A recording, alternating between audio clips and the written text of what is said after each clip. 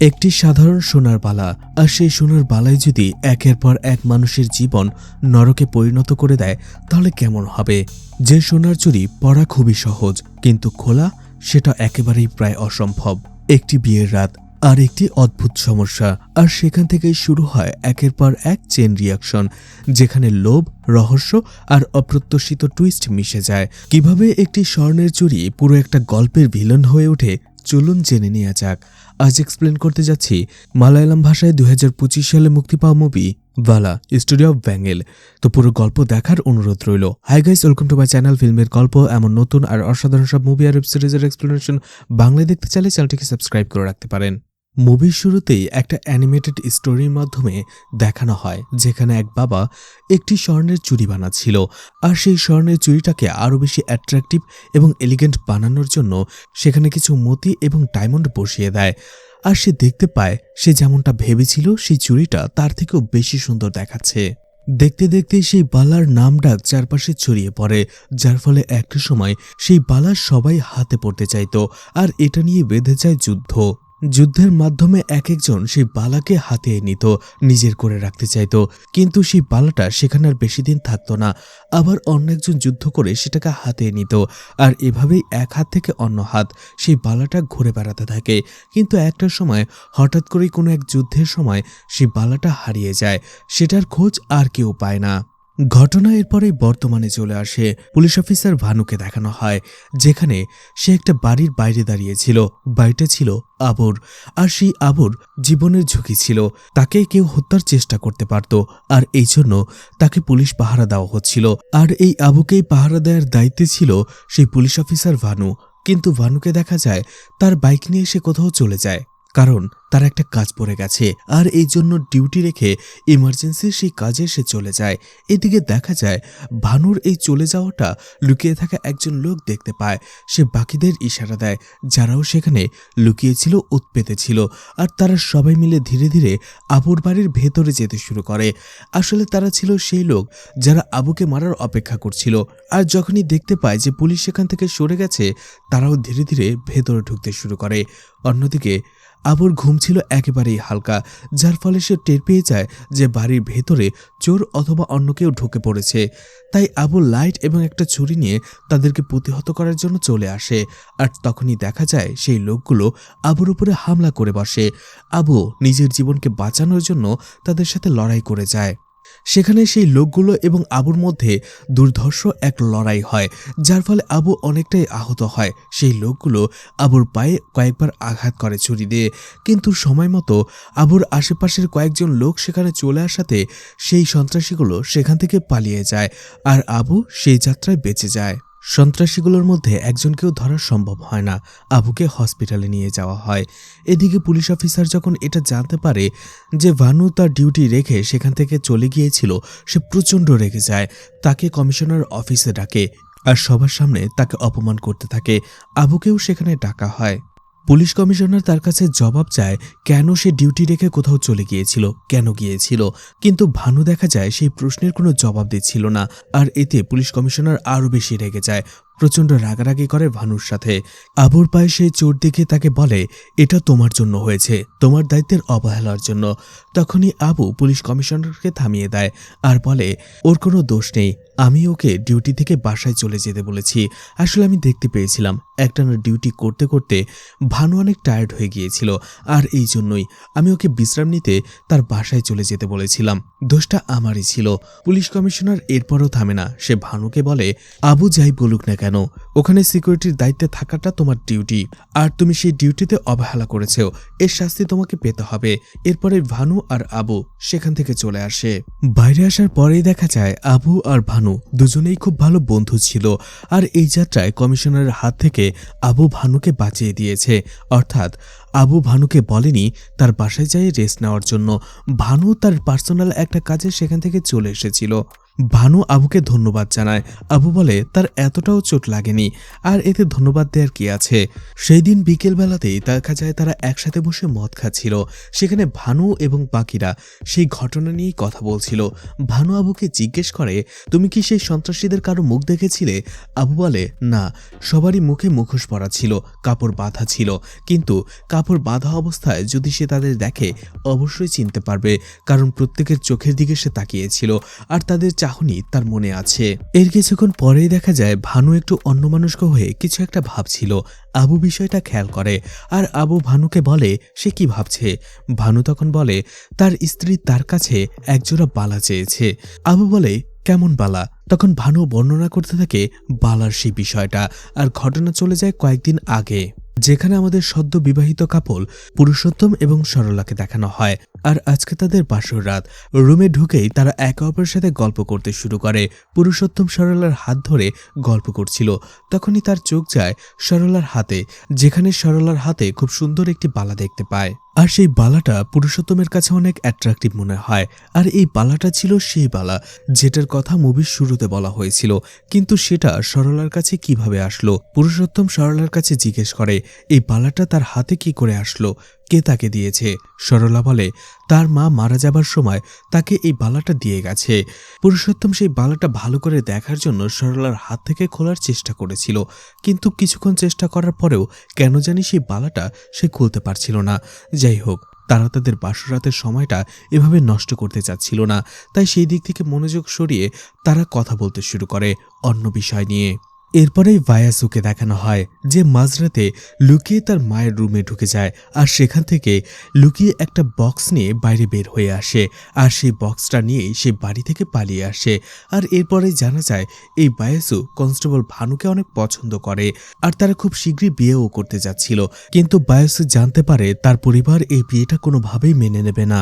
আর এই জন্য ভায়াসু তার মায়ের ঘর থেকে স্বর্ণের বাক্স চুরি করে সেখান থেকে চলে আসে আর ভানুর সাথে দেখা করে।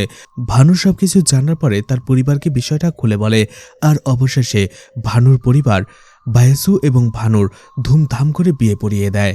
এদিকে বায়াসুর পরিবার যখন জানতে পারে যে তাদের মেয়ে পালিয়ে গিয়ে বিয়ে করেছে সাধারণ একজন কনস্টেবলকে, তারা প্রচণ্ড রেগে যায়। তারা তাদের মেয়েকে ত্যায্য ঘোষণা করে, ভাবে তাদের মেয়ে তাদের জন্য মারা গেছে। আর এই জন্য সেই বাড়িতে বায়াসুর যেসব জিনিসপত্র ছিল তারা সবকিছু পুড়িয়ে দেয় আর বায়াসুর শেষক্রিয়া করে। আর এই ঘটনা থেকে আমরা বুঝতে পারি বায়াসু কেন আসলে বাধ্য হয়ে পালিয়ে গিয়েছিল। সে বুঝতে পেরেছিল কোনোভাবেই তার পরিবার এই বিয়েটা মেনে নেবে না। এদিকে বাসর রাতে বায়াসু ভানুকে সেই বাক্সটা দেখায়। বাক্সটা আগে কখনো খুলে দেখেনি বায়াসু আর ভানু। ভানু বলে, এটা নিয়ে আসার কি দরকার ছিল? তুমি আমার কাছে এসেছো, আমি তোমাকে পেয়েছি, এটাই সব থেকে বড়। তারপরে বায়াসু বলে, খুলে দেখো। কিন্তু খুলে দেখার পরে দেখা যায় সেখানে কয়েকটা চিঠিপত্র আর কিছু উল্টোপাল্টা জিনিস ছাড়া আর কিছুই নেই। এটা দেখে বায়াসু অবাক হয়ে যায় আর বলে, এখানে তো একটা নেকলেস আর বালা থাকার কথা, সেটা কোথায় গেল? ভানু বলে, বাদ দাও ওসব। বায়াসু বলে, আরে আমি মনে হয় ভুল করে মায়ের গহনার বাক্স পরিবর্তে দাদির গহনার বাক্সটা নিয়ে এসেছি। সে আপসেট হয়ে যায়, কিন্তু ভানু তাকে শান্ত করে এবং তারা তাদের বাসর রাতের দিকে ফোকাস করে। এভাবেই কিছুদিন চলে যায়, কিন্তু বায়াসুর অনেক সমস্যা হচ্ছিল ভানুর পরিবারের সাথে মানিয়ে নেবার জন্য। তারও একটা কারণ ছিল, বায়াসু যে পরিবারটা থেকে এসেছে তারা ভেজিটেরিয়ান পরিবার, অর্থাৎ মাছ মাংস তারা একেবারেই খায় না। কিন্তু ভানুর পরিবার প্রত্যেক দিন এই মাছ মাংস খাওয়ার ওপরেই থাকে, আর যেটা মানিয়ে নিতে বায়াসুর অনেক বেশি প্রবলেম হচ্ছিল। ভানু এই বিষয়টা বুঝতে পারে আর সে বায়াসুর সাথে কথা বলে আর বলে এটা তাদের পরিবারের কালচার, হুট করেই সে বদলাতে পারবে না, বরং বায়াসুকে এর সাথে ধীরে ধীরে মানিয়ে চলতে হবে। বায়াসুও বুঝতে পারে তার হাতেও আর কিছু করার নেই, আর এই জন্য সে মানিয়ে চলার অভ্যাস করতে শুরু করে। এদিকে পুরুষোত্তম এবং সরলা তাদের দাম্পত্য জীবনও ভালোই চলছিল। সরলা গভর্নমেন্ট সেন্টারে কাজ করত আর দেখা যায় সেই সেন্টারেই একদিন বায়াসু আসে তার আধার কার্ড ঠিক করার জন্য। সেখানে যখনই তার সাথে সরলার দেখা হয় হঠাৎ করেই তার চোখ পড়ে যায় সরলার হাতের সেই বালার দিকে। আর সেটা দেখে সে শুধু এক ধ্যানে তাকিয়ে থাকে, তার বালাটা অনেক বেশি ভালো লাগে। আর এই জন্য বায়াসু সরলাকে জিজ্ঞেস করে বসে এই বালাটা সে কোথায় পেয়েছে, কারণ সেও একই রকম বালা বানাতে চায়। কিন্তু সরলা এতে হঠাৎ করে রিয়্যাক্ট করে বসে আর সে বলে এখানে সে এসেছে আধার কার্ড আপডেট করার জন্য, সে যেন সেটাই করে, মানুষের পার্সোনাল জিনিসের দিকে নজর দেওয়া যেন বন্ধ করে দেয়। বায়সু বলে সে শুধু একই রকম বালা বানাতে চেয়েছিল, এই জন্য জিজ্ঞেস করেছে। সরলা বলে এমন বালা চাইলে সে যেন তার হাজবেন্ডকে বলে, তার হাজবেন্ড তাকে কিনে এনে দিতে পারে, সে কেন অন্য একজন মহিলাকে এভাবে জিজ্ঞেস করবে। আর এতে অনেক বেশি ওভার রিয়েক্ট করে ফেলে সরলা আর সেখানে চিৎকার করে কথা বলে, যার ফলে বায়সু সবার সামনে অনেক অপমানিত বোধ করে। সরলা রেগে সেখান থেকে বের হয়ে আসে আর বায়াসু সেখানে বসেই কেঁদে ফেলে। এর কয়েকদিন পরে পুরুষোত্তমকে দেখা যায় একটি পলিটিক্যাল পার্টিতে জয়েন করে আর এই জন্য সেখানে আশেপাশে অনেক জায়গায় পুরুষোত্তমের অনেক পোস্টার লাগানো হচ্ছিল। এদিকে সরলা তার অফিস শেষ করে বাসে করে বাসায় ফিরছিল, কিন্তু হঠাৎ করে একজন মহিলা সরলাকে দেখতে পায়। সরলাকে নয় বরং তার হাতে থাকা সেই বালাকে দেখতে পায় আর দেখে সে কৌতূহলী হয়। সে সরলাকে সরাসরি কিছু জিজ্ঞেস করে না, কিন্তু দেখা যায় সে সরলাকে বাস থেকে নেমেই ফলো করছিল এবং সরলা কোন বাড়িতে থাকে সেটাও আড়াল থেকে দেখে সেখান থেকে চলে যায়। এই মহিলা কে, তার পরিচয় কি, আর কেনই বা সে ফলো করছিল সেটা ধীরে ধীরে জানা যাবে। এদিকে বায়সুর কাছে যখন ভানু আসে সে দেখতে পায় বায়সুর মনটা খারাপ আর এই জন্য সে তাকে কারণ জিজ্ঞেস করে। বায়সু তাকে সরকারি অফিসের সে পুরো ঘটনাটা খুলে বলে। ভানু বলে তোমার টেনশন করার একেবারেই দরকার নেই, আমি সেই ব্যাপারটা দেখছি। বায়সু বলে তার ঠিক একই রকম বালা লাগবে। ভানু বলে সমস্যা কোথায়, আমরা জুয়েলারি শপে যাব, সেখান থেকে ঠিক একই রকম বালা কিনে নিয়ে আসবো। বায়সুর মনটা ভালো হয়ে যায়। তারা কিছুক্ষণ পরেই জুয়েলারির দোকানে চলে যায়, কিন্তু সেখানে যেসব বালা ছিল সেগুলো ছিল একেবারেই সাধারণ। অন্যদিকে বায়সু সরলার হাতে যে বালাটা দেখেছিল যেটা এই দোকানের বালাগুলোর সাথে একেবারেই ম্যাচ করছিল না, যার ফলে সেখান থেকে কিছু না কিনেই ভানু চলে আসে। আর এরপরেই ভানু বায়সুকে শহরের প্রত্যেকটা জুয়েলারি শপে নিয়ে যেতে থাকে, কিন্তু প্রত্যেকবারই সে তাকে হতাশ করে। বায়সুর সেখানে কোনো বালাই পছন্দ হয় না। এতে ভানু একটু রেগে যায় আর বলে যে তার কি চাই, তার কেমন বালা পছন্দ। তখন বায়সুও রেগে যায় আর বলে সরলার হাতে যেমন বালা দেখেছে তার ঠিক ওই রকম বালাই লাগবে। ভানু বলে কেন, সে চাইলে অন্যরকম বালাও তো নিতে পারে, জুয়েলারি শপে কত ধরনের বালা রয়েছে। তখনই বায়সু বলে তার কাছে তার ফিলিংসের কোনো গুরুত্বই নেই, আর সে যদি ওই রকম বালা না পায় তাহলে সে তার সাথে কথাই বলবে না। আর এতে আরো বেশি হতাশ হয়ে পড়ে ভানু। অবশেষে ভানু ঠিক করে ফেলে সরলার হাতে যেমন চুড়ি দেখেছিল ঠিক একই রকম বালা সে তৈরি করে দেবে। আর এই জন্য সেই বালার ছবি তোলার জন্য সেই সরকারি অফিসে চলে যায় ভানু তার বন্ধুকে নিয়ে, কিন্তু সেখান থেকে জানতে পারে সরলা আজকে অফিসেই আসেনি। সরলার বাড়ির ঠিকানা নিয়ে সেখানে চলে আসে যেখানে পুরুষোত্তম ছিল। ভানু পুরুষোত্তমের সাথে কথা বলে আর বলে তার স্ত্রী সরলার হাতে যেমন বালা রয়েছে ঠিক একই রকম বালা তার স্ত্রীও বানাতে চায়, আর এই জন্য সরলার হাতে যে বালা রয়েছে সেটা সে একটা ছবি তুলতে চায়। পুরুষোত্তম বলে ঠিক আছে, আর এরপরেই সরলাকে সে বাইরে ডাকে। সরলার হাতে সেই বালা দেখার পরে ভানু বুঝতে পারে যে কেন বায়াসু ঠিক একই রকম বালা নেবার জন্য জেদ ধরে বসে রয়েছে, কারণ সেই বালাটা অন্য সবার থেকে একেবারে আলাদা ছিল, ইউনিক ছিল। ভানুর বন্ধু শ্যামও সেই বালাটা দেখার পরে অনেক বেশি অ্যাট্রাকটিভ হয়ে পড়ে। সে উপর হয়ে সেই বালাটা দেখতে শুরু করে আর সে দেখতে পায় সেই বালার ভেতরে অ্যারাবিক ভাষায় কিছু লেখা ছিল, আর এটা সে বলে। তখনই রেগে যায় সরলা আর বলে এটা তার মা তাকে দিয়েছে, তাই এখানে আরবি ভাষা থাকার কোনো মানেই হয় না। শ্যাম আবারও ভালো করে দেখে আর বলে হ্যাঁ, সে ঠিক দেখতে পাচ্ছে, এখানে আরবি ভাষায় কিছু লেখা আছে। সে হাত দিয়ে সেই বালাটা স্পর্শ করতে যাবে, ঠিক ওই সময় সরলা রেগে গিয়ে তাকে চর মেরে বসে। সরলা সেখান থেকে চলে যায় আর এর ফলে ভানু সেটার আর ছবি নিতে পারে না। অন্যদিকে পুরুষোত্তমও বুঝতে পারে সরলা একটু বেশি ওভার রিয়েক্ট করে ফেলেছে, আর এই জন্য সে ভানু আর শ্যামের কাছে সাথে সাথেই সরি বলে নেয়। অন্যদিকে ভানু শ্যামকে জিজ্ঞেস করে সেখানে আরবি ভাষায় কি লেখা ছিল। শ্যাম বলে সেটা সে বলতে পারবে না, কারণ সে আরবি ভাষা পড়তে পারে না। এদিকে এই কথা শোনার পরে পুরুষোত্তমের একটু সন্দেহ হতে থাকে যে সেই বালার ভেতরে আরবি ভাষাতে কেন কিছু লেখা থাকবে। এদিকে শ্যাম বলে তার একজন গুরুজি রয়েছে, সে হয়তোবা এই ব্যাপারে কিছু জানলেও জানতে পারে। তারা সেখান থেকে চলে আসে। পুরুষোত্তমের মনে একটাই প্রশ্ন জাগে, আর এই জন্য সরলার হাতে সেই বালাটার একটা ছবি তুলে নেয় আর সে তার এক বন্ধুকে দেখায় আর জিজ্ঞেস করে এই বালাটা কেমন আর এর ভেতরে কোনো রহস্য লুকিয়ে আছে কিনা। বালার ছবি ভালো করে দেখার পরে পুরুষোত্তমের সেই বন্ধু বলে এটা কোনো সাধারণ বালা নয়, এটা একটা অ্যান্টিক পিসের মতো, এটা যদি সে বিক্রি করে সে অনেক টাকা পেয়ে যাবে, মালামাল হয়ে যাবে। লোভে পড়ে যায় পুরুষোত্তম, আর এই জন্যই তার বন্ধুর কাছে চলে আসে সরলাকে নিয়ে। এছাড়া সেই বালাটাকে কালো কাপড় দিয়ে ঢেকে নিয়ে আসে যাতে অন্য কারোর নজর না পড়ে। সেখানে আসার পরে পুরুষোত্তমের বন্ধু যখন এটা দেখে তার কাছেও অনেক বেশি সুন্দর মনে হয় সেই বালাটাকে, আর একেবারে ইউনিক মনে হয়। আর এই জন্য সে তার বসকে সেখানে সেই বালাটা দেখার জন্য ডাকে। তার বস যখন সেই বালাটা দেখে তার অনেক বেশি পছন্দ হয়। এছাড়া সেই বালার ভেতরে যে মতি এবং ডায়মন্ডগুলো ছিল সেগুলো একেবারে আসল ছিল। সে পরীক্ষা করে দেখতে পায়। পুরুষোত্তমের বন্ধুর বস এক্সপার্টের কাছ থেকে যখন জানতে পারে বালার ভেতরে থাকা হিরে এবং মতি দুটোই একেবারে আসল, তখন সে লোভে পড়ে যায় আর মনে মনে ভাবতে থাকে এই বালাটা যে করেই হোক তাকে পেতে হবে। আর এই জন্য এই বালার বিনিময়ে সে 3 কোটি টাকা অফার করে পুরুষোত্তমকে। পুরুষোত্তমও একেবারে খুশি হয়ে ডিলটা মেনে নেয়। আর এরপরেই তারা সেই বালাটা সরলার হাত থেকে খোলার চেষ্টা করে, কিন্তু কোনোভাবেই সেটা খুলতে পারছিল না। বেশ কয়েকবার চেষ্টা করার পরেও যখন তারা ব্যর্থ হচ্ছিল তখন পুরুষোত্তম তাদেরকে বলে তারা যেন তাকে 3 দিনের সময় দেয়। এই 3 দিনের মধ্যে সে তাকে অবশ্যই এই বালাটা খুলে এনে দেবে। তখনই রঘু তাকে সেই 3 কোটি টাকা আগাম দিয়ে দেয় এবং 3 দিনের সময়ও দেয়। এতে পুরুষোত্তম অনেক বেশি খুশি হয়ে যায়। পরের দিন সকালবেলাতেই দেখা যায় ভানু এবং শ্যাম সেই বাবাকে নিয়ে পুরুষোত্তমের বাড়িতে চলে আসে। সরলার হাতে থাকা সেই বালাটি সেই বাবা দেখে আর বলে যে এই বালাটা সে কোথায় পেল, কারণ এই বালাটা প্রায় 1000 বছর পুরনো। আর এই বালাতে আরবি ভাষায় যেটা লেখা ছিল সেটা হচ্ছে একজন মহারাজা একজন সুলতানকে এই বালাটা উপহার দিয়েছিল। তারা সবাই অবাক হয়ে যায়, কারণ এই বালাটা যদি 1000 বছর পুরনো হয় তাহলে এটার দাম অনেক অনেক বেশি। সেই বাবা সরলাকে বলে এই বালাটা তার কাছে কি করে আসলো। সরলা বলে তার মা মারা যাবার আগে তাকে এটা দিয়ে গেছে। সেই বাবা বলে তুমি এটা মিথ্যে বলছো, সত্যি করে বলো এটা তুমি কোথায় পেলে। তখন সরলা কোনো উত্তর দেয় না। পুরুষোত্তম সেখানে চলে আসে আর সেই বাবাকে সেখান থেকে চলে যেতে বলে। সেই বাবাও কথা না বাড়িয়ে সেখান থেকে চলে আসে। ঠিক ওই সময় পুরুষোত্তম দেখতে পায় ভানু সরলার হাতের বালার ছবি তুলছিল। তখনই পুরুষোত্তম সেখানে চলে আসে আর বাধা দেয়। পুরুষোত্তম তাকে বলে যেহেতু এটা একটা অ্যান্টিক পিস 1000 বছরের পুরনো, তাই এটার কোনো কপি তৈরি হবে না।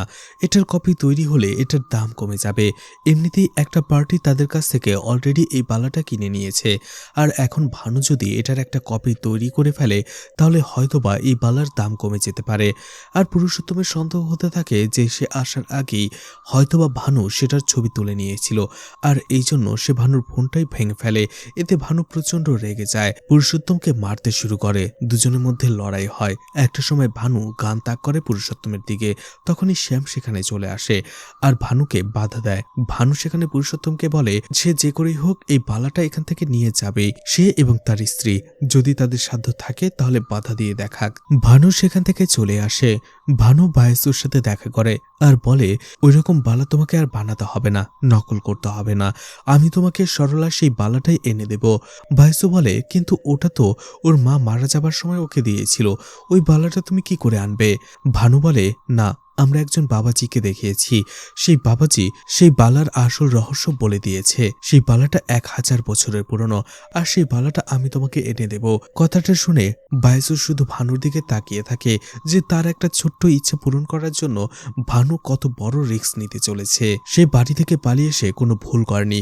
ভানু আসলেই সত্যি সত্যি তাকে অনেক বেশি ভালোবাসে। এদিকে পুরুষোত্তম সরলাকে নিয়ে একটি গহনার দোকানে চলে আসে আর সেখানকার থাকা যেসব এক্সপার্ট লোকেরা ছিল তাদেরকে দিয়ে সরলার হাত থেকে সেই বালাটা বের করে আনার চেষ্টা করে, কিন্তু তারাও সেটাতে ব্যর্থ হয়। এদিকে ভানু আর শ্যাম চলে আসে সরলার বাড়িতে আর সেখানে সরলার ব্যাপারে তারা জিজ্ঞাসাবাদ করে আর সেই বালার ব্যাপারে। সেখানে তারা বলে সরলার মা মারা যাবার সময় তাকে এই বালাটা দিয়েছিল।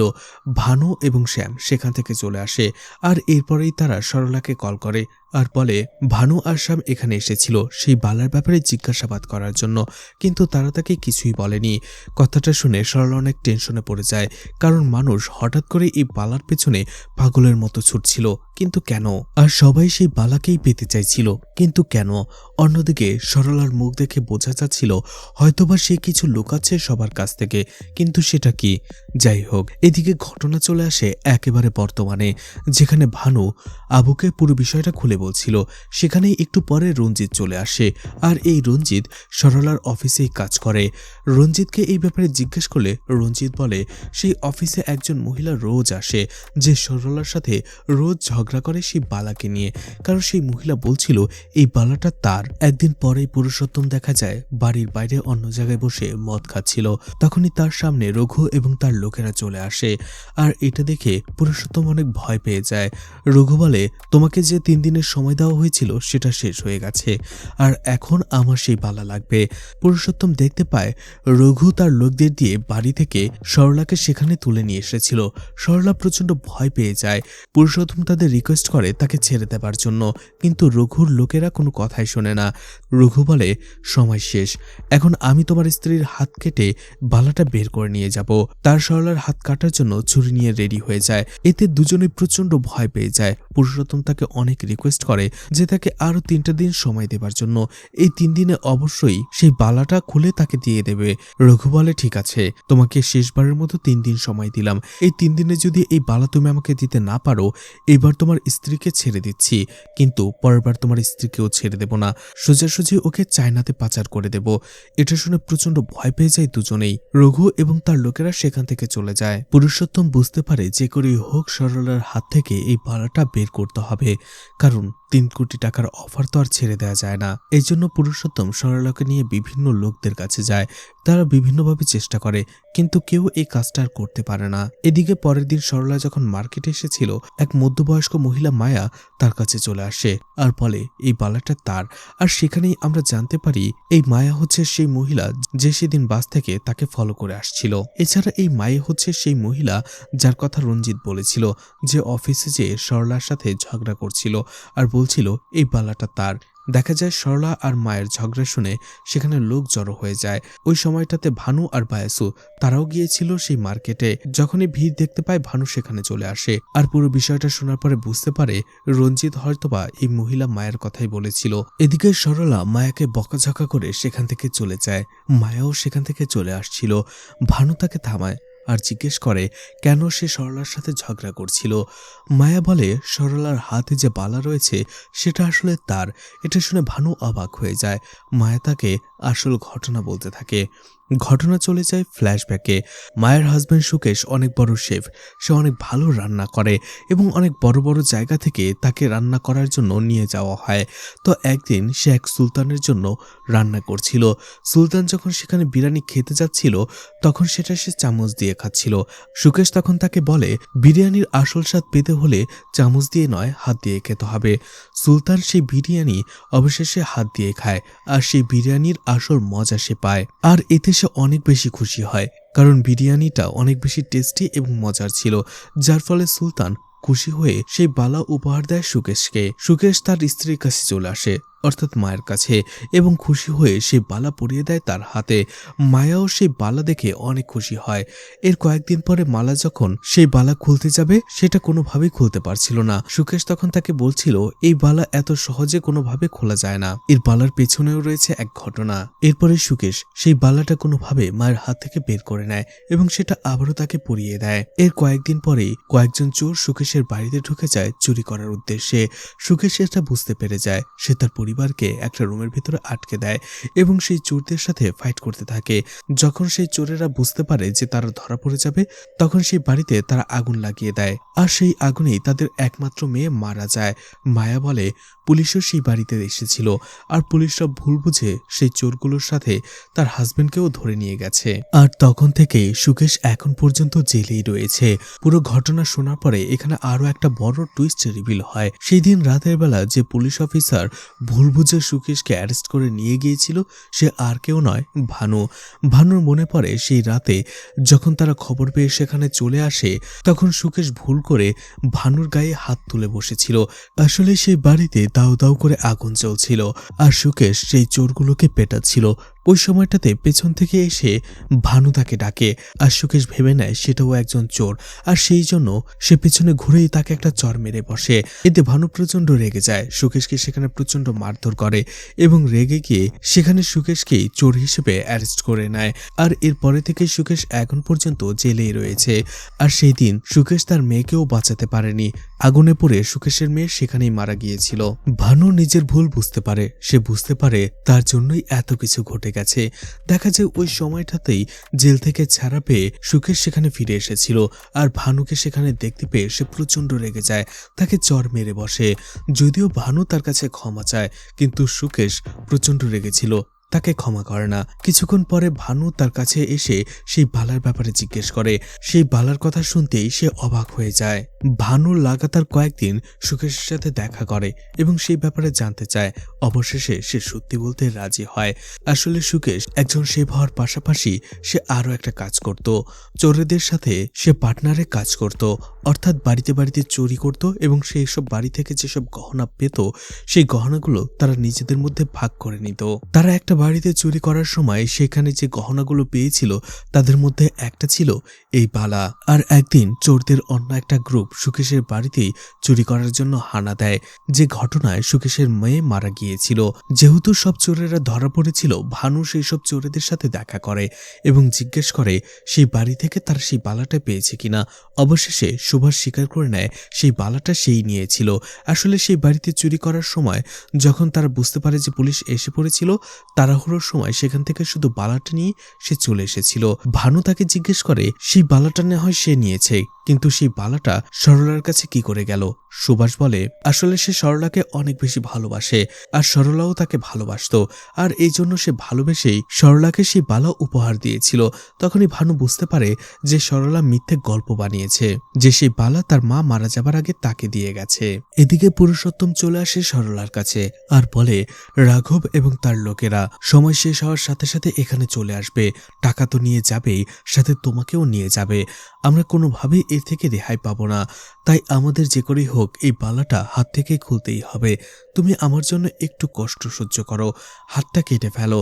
আর এরপরেই পুরুষোত্তম সরলার হাতটা কেটে ফেলে। ব্যথায় চিৎকার করে ওঠে সরলা, আর তখনই সে দেখতে পায় এটা ছিল তারই একটা দুঃস্বপ্ন। ধীরে ধীরে পুরুষোত্তমকে ভয় করতে শুরু করে সরলা, কারণ বুঝতে পেরেছিল টাকার নেশায় পাগল হয়ে গেছে পুরুষোত্তম, আর এখন এই টাকার জন্য সে যা কিছু করতে পারে। পুরুষোত্তম কিছুক্ষণ পরেই বাইরে চলে যায়, আর এরপরেই সরলা কল করে সুভাষকে আর বলে এই বালা হাত থেকে বের করে কি করে। সুভাষ বলে তুমি এক কাজ করো, আমার ঠিকানায় চলে এসো, এখানে আসলেই আমি তোমাকে বলে দেব যে কিভাবে হাত থেকে বালাটা বের করতে হয়। আর তখনই দেখা যায় পুরুষোত্তম সেখান থেকে অর্থাৎ বাসা থেকে বের হয়ে আসেনি, লুকিয়েছিল, আর লুকিয়ে সে সরলার কথাগুলো শুনছিল। এদিকে সেই সুভাষ কল করে ভানুকে আর বলে কালকে সরলা আমার সাথে দেখা করতে আসছে, আমি তোমাকে যে ঠিকানা দিচ্ছি সেখানে চলে এসো। সরলাও সেখানে চলে আসবে, আর সেখানে আসলেই সরলার কাছ থেকে সেই বালা নিয়ে আমি তোমাকে দিয়ে দেব। ভানু আসলে সুভাষকে থ্রেট দিয়েছিল, সেই বালা যদি সে তাকে না দেয় তাহলে অবশ্যই সে তাকে আবারও মিথ্যে কেসে অনেক লম্বা সময়ের জন্য জেলে ভরে দেবে। এই জন্য সুভাষও সেই বালা দিতে রাজি হয়ে গিয়েছিল।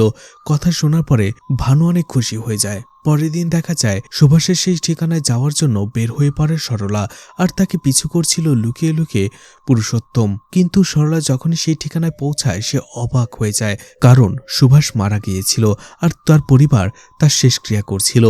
এটা দেখে সে হতবাক হয়ে যায়। কিছুক্ষণ পরে ভানুও সেখানে পৌঁছায়, আর ভানুও যখন এই বিষয়টা দেখে সেও অবাক হয়ে যায়। এক রাতের ভেতরে এটা কি করে হলো। ভানু ভাবে সুভাষ মারা গেল কি করে। সেই দিনই যখন সরলা অফিসে যাচ্ছিল, ভানু তাকে ফলো করে তার সাথে দেখা করে আর বলে সেই বালা তাকে দিয়ে দেবার জন্য, কারণ সে জানে এই বালাটা তার নয়, এই বালাটা মায়ার, আর এই বালাটা তাকে দিয়েছে সুভাষ, আর সুভাষের সাথে তার অ্যাফেয়ার চলছিল। সবকিছু শোনার পরে সরলা অবাক হয়ে যায় আর ভয় পায়, কিন্তু তারপরও সেই বালা তাকে দেয় না। আর এতে ভানু রেগে গিয়ে তার হাত ধরে জোর করে সেই বালা তার নেবার চেষ্টা করে। তখনই সেখানে পুরুষোত্তম চলে আসে। এই সবকিছু দেখার পরে পুরুষোত্তম অনেক বেশি রেগে যায়, আর রেগে গিয়ে সে ভানুর গায়ে হাত তুলে বসে। সেখানে দুজনের মধ্যে ধস্তাধস্তি মারামারি হয়। কিছুক্ষণ পরে সেখানে রাঘবের লোকেরাও চলে আসে, যারা পুরুষোত্তমের হয়ে ভানুর গায়ে হাত তুলছিল। ঠিক ওই সময়টাতে আবু এবং তার লোকেরাও চলে আসে। পুলিশও চলে আসে, যার ফলে সেখান থেকে তারা ভানুকে বাঁচিয়ে নেয়। অন্যদিকে পুলিশ পুরুষোত্তম এবং তার লোকদের অ্যারেস্ট করে নেয়। এদিকে পুলিশ কমিশনার যখন এই লয়ারের ব্যাপারে জানতে পেরে যায়, তখন ভানু, মায়া এবং সরলাকে সেখানে ডাকে আর জিজ্ঞেস করে ব্যাপারটা কি। ভানু তখন পুরো বিষয়টা খুলে বলে আর বলে সরলার হাতে যে বালাটা রয়েছে সেটা সরলার নয়, বরং মায়ার। আর মায়া সেটা চাইলেও সরলা সেটা ফেরত দিচ্ছে না। পুলিশ কমিশনার বলে এই বালাটা যে মায়ার সেটার কি প্রমাণ আছে? মায়া বলে এই বালাটা সে খুলে দেখাতে পারবে, যেটা অন্য কেউ পারবে না। তখনই পুলিশ কমিশনার বলে ঠিক আছে, এই বালাটা তুমি সবার সামনে খুলে দেখাও। যদিও সরলা চেষ্টা করছিল, পারছিল না, কিন্তু মায়া এক নিমিষেই সেই বালাটা খুলে দেয় আর এ থেকেই প্রমাণ হয়ে যায় এই বালাটা মায়ার। সবাই অবাক হয়ে যায় আর তখনই মায়া সবাইকে বলে দেয় এর রহস্য। আসলে এই বালার মধ্যে ছোট্ট একটা হিডেন বাটন ছিল, যেটাতে প্রেস লাগলেই অটোমেটিক এই বালাটা লক হয়ে যায়, যার ফলে সেটা আর কোনোভাবে হাত থেকে বের হয় না। সেটাকে প্রেস করলে সেটা আয়তনে ধীরে ধীরে ছোট হয়ে যায় এবং হাতের ভেতরে আটকে যায়, কিন্তু সেই বাটনে প্রেস করলে লকটা আবার খুলে যায়, যার ফলে সহজেই সেই বালাটা খুলে চলে আসে। পুলিশ কমিশনার যখন সেই বালাটা আবারও ভালো করে দেখে, সেও ওই বালার মোহে পড়ে যায় আর ভাবে এই বালাটা যদি সে তার স্ত্রীর জন্য নেয় তাহলে তার স্ত্রী অনেক বেশি খুশি হবে। আর এই জন্য পুলিশ কমিশনার বলে এই বালাটা আমার কাছে থাকুক, এই বালাটার জন্য তোমরা অনেক বেশি টাকা পাবে। আসলে পুলিশ কমিশনার চাইছিল সেটা অন্য জায়গায় চড়া দামে বিক্রি করে দেবার জন্য, তার স্ত্রীর জন্য নেবে এটা শুধু সবাইকে বোঝাচ্ছিল। পুলিশ কমিশনার বলে বালাটা আপাতত আমার কাছেই থাক, পেপার ওয়ার্ক হওয়ার আগ পর্যন্ত। এদিকে সেখান থেকে বের হওয়ার পরে আবু ভানুকে বলে আমাদের এই কেসটাতে ভুল হয়ে গেছে আর সেই ভুল শুধরানোর জন্য সেই বালাটা মায়ের কাছেই থাকা দরকার। পুলিশ কমিশনার টাকার লোভে সেই বালাটা বিক্রি করে দেবে। সেই রাতেই সেই গ্রামে অনেক বড় একটা পুজোর উৎসব হচ্ছিল আর সেখানেই কমিশনার তার পুরো পরিবারকে নিয়ে চলে আসে প্রার্থনা করার জন্য। আর এই সুযোগে পুরুষোত্তম একটা মুখোশ পরে কমিশনারের বাড়িতে চুরি করার জন্য ঢুকে পড়ে, আসলে সেই বালাটা চুরি করার জন্য। আর সেই বালাটা কিছুক্ষণ পরে সে খুঁজেও পেয়ে যায়। বালাটা নিয়ে যখনই সে বাড়ি থেকে বের হয়ে যাবে তখনই সে দেখতে পায় আরও একজন মুখোশ পরা লোক সেখানে চলে আসে, আর সে হচ্ছে ভানু। ভানু যখন পুরুষোত্তমের হাতে সেই বালাটা দেখে সে তার সাথে ফাইট করতে থাকে। সেখানে সেই বাড়ির ভেতরেই দুজনের মধ্যে ধস্তাধস্তি মারামারি হয়। শ্বাসরুদ্ধকর ফাইট হওয়ার পরে অবশেষে পুরুষোত্তমকে হারিয়ে ভানু সেই বালাটা নিয়ে নেয় আর সেখান থেকে পালিয়ে চলে আসে। আর এরপরেই সেই বালাটা সে মায়াকে দিয়ে দেয়। মায়া সেই বালা দেখে অনেক বেশি খুশি হয়ে যায় আর ভানু যে ভুল করেছিল সেটার জন্য সুকেশ এবং মায়া তাকে ক্ষমা করে দেয়। এদিকে ভানুও তার অপরাধ বোধ থেকে মুক্তি পেয়ে যায়। এদিকে এই বালার পেছনে ছুটতে ছুটতে বেশ কয়েকদিন যাবৎ ভানু বাড়ি ফিরছিল না। এতে বায়সু অনেক চিন্তায় পড়ে গিয়েছিল। সে বারবার ভানুকে ফোন করছিল, সে তার ফোনটাই ধরছিল না। অবশেষে সে তার স্ত্রীর ফোন ধরে। বায়সু তাকে বলে এত পুরনো বালা আমার দরকার নেই, তুমি এক কাজ করো, সেই বালার মতোই দেখতে একই রকম একটা বালা আমাকে বানিয়ে দাও, যেটার ভেতরে হিরে থাকবে, মতি থাকবে, যেটা দেখতে অনেক বেশি সুন্দর আর অন্যগুলোর থেকে আলাদা। ভানু যেহেতু মায়ের কাছ থেকে এখন সহজেই সেই বালার ছবি আনতে পারবে, তাই ভানু এতে অনেক খুশি হয়ে যায়। আর বায়াসুর কথাও শুনে সে আরো বেশি খুশি হয়ে যায় আর বলে সে অবশ্যই তাকে তেমন একটা বালাই বানিয়ে দেবে। এতে দুজনেই সেখানে অনেক খুশি হয় আর এখানেই মুভিটি শেষ হয়ে যায়। এই মুভির মূল ঘটনা হচ্ছে মানুষের লোভ। মানুষের লোভ কোথায় থেকে কোথায় তাকে নিয়ে যায়। যেমন সুকেশ, সে একজন ভালো শেফ, কিন্তু তারপরও টাকার লোভে সে চুরি করতে শুরু করে আর ফলশ্রুতিতে একদিন তারই বাড়িতে চুরি হয় আর ঘটনাক্রমে আগুনে পুড়ে তার মেয়ে মারা যায়। সে জেলে চলে যায়, তার জীবনটা ধ্বংস হয়ে যায়। অন্যদিকে পুরুষোত্তম সেই বালার বিক্রি করার জন্য টাকার লোভে সে ছুটতে শুরু করে আর ছুটতে ছুটতে একটা সময় সে তার স্ত্রীর পরকীয়ার ব্যাপারটাও জানতে পারে, কিন্তু তারপরও সেদিকে খেয়াল না করে সে সেই বালার পেছনেই পড়েছিল। অন্যদিকে বায়াসু, যে তার ভালোবাসার মানুষকে বিয়ে করে সুখী হতে চেয়েছিল, কিন্তু শুধুমাত্র এক বালার টেনশনে তাদের সেই সুখী দাম্পত্য জীবনে নেমে এসেছিল রাগ, অভিমান, ঝগড়া, যার ফলে বেশ কিছুদিন ভানু বাসায় ফেরেনি। আসলে লোভ মানুষকে অনেক নিচে নামিয়ে দেয়, সেটাই দেখানো হয়েছিল এই মুভিতে। যদিও বেশ কিছু প্রশ্ন এখনো সেই মুভির ভেতরেই থেকে যায়, যেগুলোর উত্তর পাওয়া যায়নি।